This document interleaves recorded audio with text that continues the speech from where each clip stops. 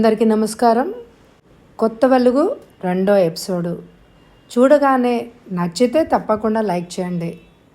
ఎదురుగా పక్కింటి అతను నిల్చొని ఉన్నాడు.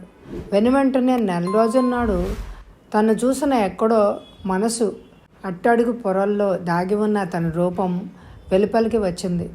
చాలా భాగం గడ్డం మీసాలతో కప్పబడిన అతని ముఖంలో ప్రత్యేకంగా కనిపించే కళ్ళని, వాటిలో ఉన్న వెలుగుని సూటిగా చూసి భరించలేని దానిలాగా తల వంచుకొని నిల్చుంది. ఇలా ఎదురెదురుగా ఆమెను చూడడం ఇదే ప్రథమం రాజేంద్రకి. స్కూల్ టీచర్ వితంతువు, 2 బిడ్డల తల్లి అంటే తను ఊహించుకున్న రూపం వేరు, ఎదురుగా కనిపిస్తున్నది వేరు.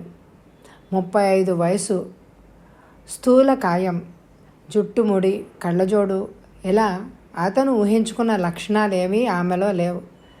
5 అడుగులకి పైన ఎత్తు, సన్నటి నడుము, నాజుకైన విగ్రహం, వారు జడ, కోల మొహంలో పలచని కొద్దిగా పీక్కిపోయినట్టు చెంపల మూలాన కొనదేలి కనిపిస్తున్న పొడవాటి ముక్కు, ఎదురుగా అయోమయంగా చూస్తూ నిల్చున్న రాజేంద్ర.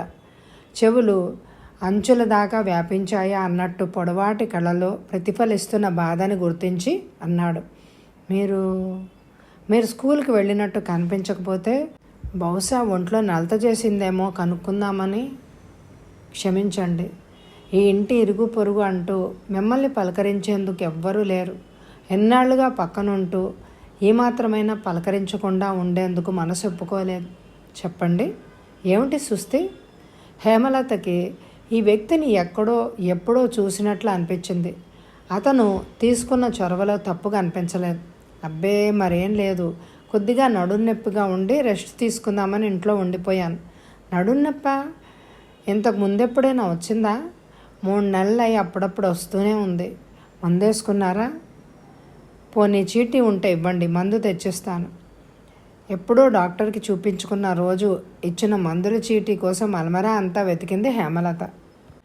అంతసేపు అతను గడపలోనే ఉన్నాడు.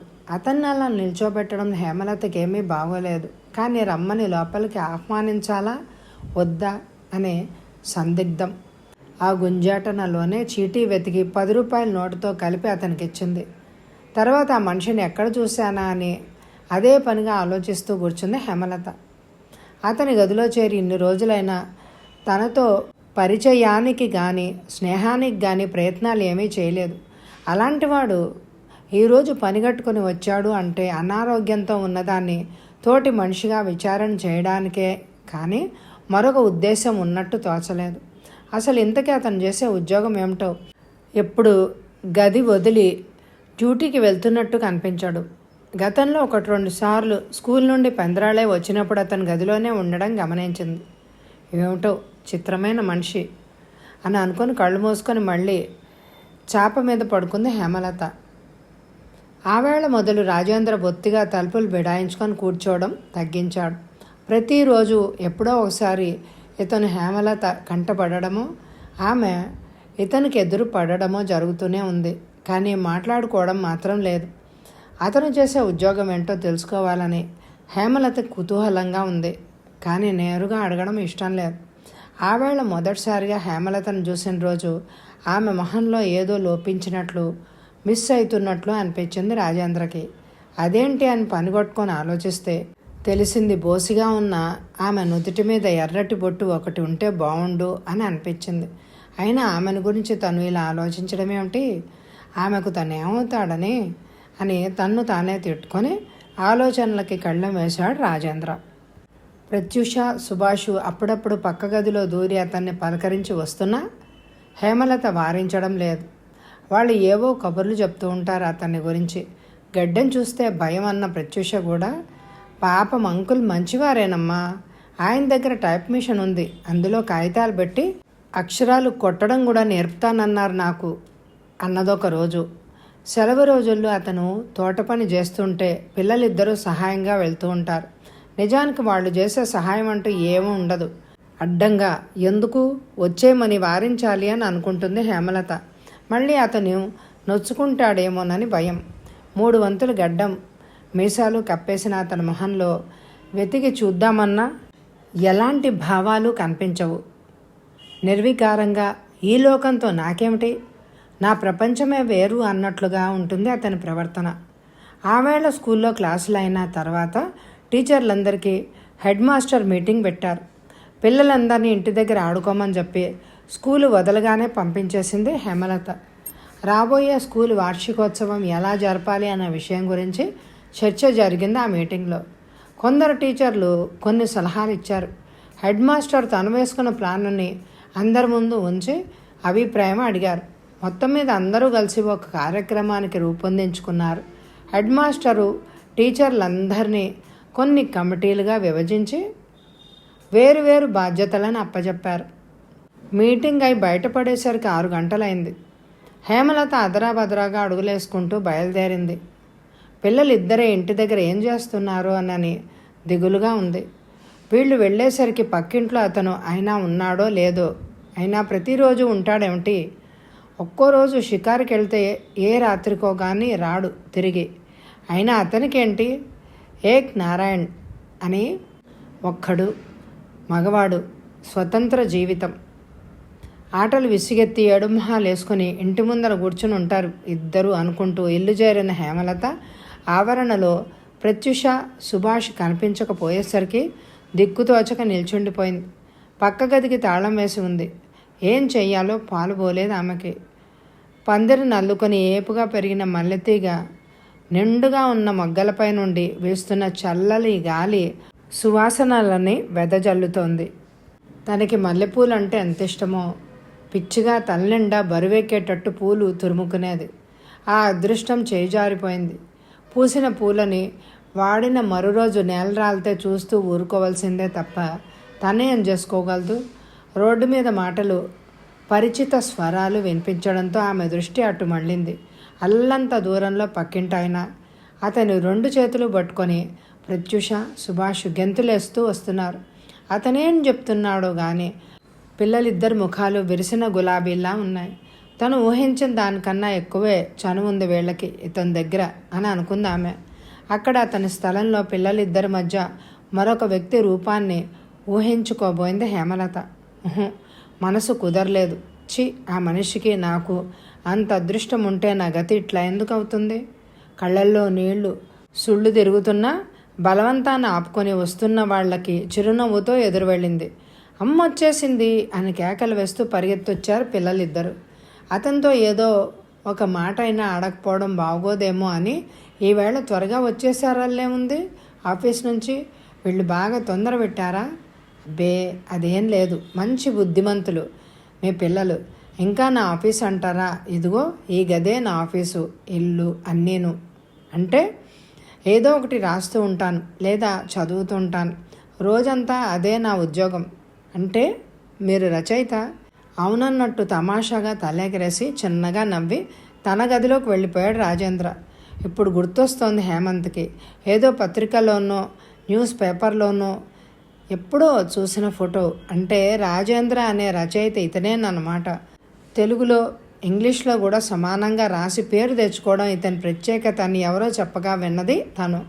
పిల్లలిద్దరూ పుస్తకాల సంచులు పుచ్చుకుని అతని గదిలోంచి బయటకొచ్చారు. తలుపులు తీసి లోపలికి వెళ్ళగానే అంకుల్ మాకు టీ బిస్కెట్లు ఇచ్చారు, ఇంకేం వద్దు, కానీ మేము వెళ్ళి ఆడుకుంటాం అంది ప్రత్యుష.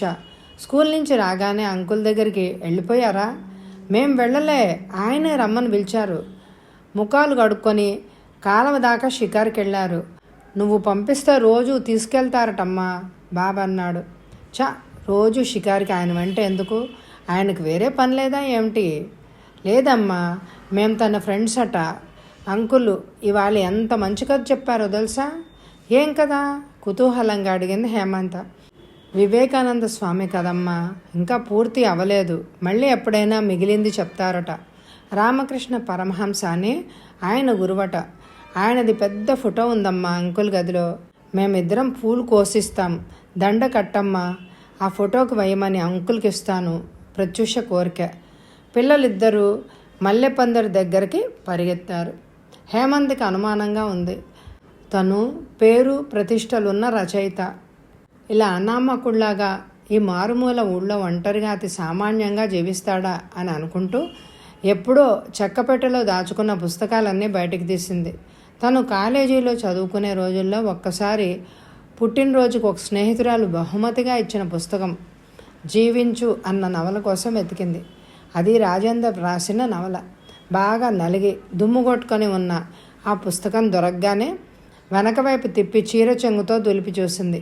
సందేహం లేదు, అక్కడున్న ఫోటోలో వ్యక్తి రచయిత రాజేంద్ర. పక్కింట్లో ఉన్న అతను ఒక్కడే. కాకపోతే అది ఏ 10 సంవత్సరాల క్రితమో తీసిన ఫోటో ఏమో. వయసు తేడా తెలుస్తుందే తప్ప పోలికలు అవే. ఇప్పుడైతే ఓపిక, ఆసక్తి తగ్గిపోయాయి. పుస్తకాలు చదవడం లేదు, కానీ ఒకప్పుడు తను దొరికిన పుస్తకమల్లా చదివే రోజుల్లో ఇతను తన అభిమాన రచయిత. ఇలా జరుగుతుందని తను కలలో కూడా ఊహించి ఉండదేమో. అయినా రచయితలంటే ఏదో ఉబుసిపోక తోచనప్పుడు కూర్చొని రాస్తారని అనుకునేది తను. ఇలా అదే ఉద్యోగంలా వ్రాసేవాళ్ళు ఉంటారని తనకి తెలియదు. అతని పట్ల కొత్తగా ఒక అభిమానం, గౌరవం చోటు చేసుకున్నాయి హేమలత మనసులో. హేమలతకి మామూలుగా ఉత్తరాలు రావడం అంటూ ఉండదు. అందుకనే ఏ రోజు పోస్ట్లో ఉత్తరాల బొత్తిగా ఉంచబడే చోటికి అస్సలు వెళ్ళదు హేమలత. ఆ వేళ సుహాసిని, ఏమండోయ్ మీకు ఉత్తరం వచ్చింది, అందరికీ పార్టీ ఇవ్వాల్సిందే అంటూ తెచ్చి చేతిలో ఉంచిన ఉత్తరాన్ని చూసి ఆశ్చర్యపోయింది హేమలత. అనుమానంగా కవర్ చించి ఉత్తరాన్ని బయటికి తీసింది. అంతే, తల మీద పిడుగుపడిన దానిలాగా అదిరిపోయింది. హేమలత దస్తూరి చూడగానే కళ్ళు తిరిగినట్లయి అక్షరాలు అలుక్కుపోయినట్లుగా కనిపించాయి. అతి కష్టం మీద అక్షరాలు, పదాలు గుణించుకొని చదివింది. ప్రియమైన హేమ, నువ్వు చిరంజీవులు క్షేమమని తలుస్తాను. అతి కష్టం మీద నీ చిరునామా సంపాదించాను. ఒంటరిగా ఉద్యోగం చేస్తూ బ్రతుకు లాగిస్తున్నావంటే గట్టిదానివే. నిన్ను అభినందించాల్సిందే. నన్ను క్షమించమని అడగను, ఎందుకంటే భర్త భార్యని అలా అడగవలసిన అవసరం లేదు. భర్తలు అడగకుండానే క్షమించడం భారత స్త్రీలకి వెన్నతో పెట్టిన విద్య. నువ్వు భారత స్త్రీవే కదూ. అతి త్వరలో నేను నీ దగ్గరకు వస్తున్నాను. నీతో పిల్లలతో కలిసి సుఖంగా సంసారం చేయాలనుంది. నిజానికి నువ్వు ఉద్యోగం చేయడం నాకు ఇష్టం లేదు. నేను వచ్చిన వెంటనే ఏదైనా ఉద్యోగం వెతుక్కుంటాను. అప్పుడు నువ్వు మానేయొచ్చు. నువ్వు నా రాక కోసమే ఎదురు చూస్తుంటావని నాకు తెలుసు. వచ్చిన తర్వాత విశేషాలన్నీ చెప్తాను. ఉంటా మరి. ఇట్లు శివరావు అని ఉన్నదా కాగితంలో. కాసేపు హేమలతకి ఇది కళ నిజమా అని అర్థం కాకుండా పోయింది. 6 ఏళ్ల తర్వాత అతను మళ్ళీ తిరిగి తన జీవితంలోకి ప్రవేశించగలడని అన్నడూ అనుకోలేదు. నిజానికి భర్త విడిచిన ఆడదని ముద్ర వేస్తుందని లోకానికి వెరచి తను వితంతువు అవతారం ఎత్తింది. కానీ భర్త బ్రతుకుండి తను ఇలా ఉండాల్సి వచ్చినందుకు ఎప్పుడూ బాధ కలగలేదు. అతను తన బ్రతుకుని నట్టేట ముంచి నిర్దాక్షిణ్యంగా ఎప్పుడైతే వెళ్ళిపోయాడో ఆ వెళ్ళే అతన్ని తన మనసులోంచి తుడిచేసింది. యాక్సిడెంట్లో భర్త పోయాడని నిస్సంకోచంగా అందరికీ చెప్పి సానుభూతి సంపాదించుకుంది. అటు తర్వాత తను పడిన కష్టాలు ఆ భగవంతుడికే తెలుసు. ఇప్పుడిప్పుడే తన బ్రతుకు ఒక దారిన పడి కొంతవరకు సాఫీగా నడుస్తోంది. మళ్ళీ ఆ మనిషితో జీవితం అంటే అంత అల్లకొల్లోలం అయిపోవడంలో సందేహం లేదు.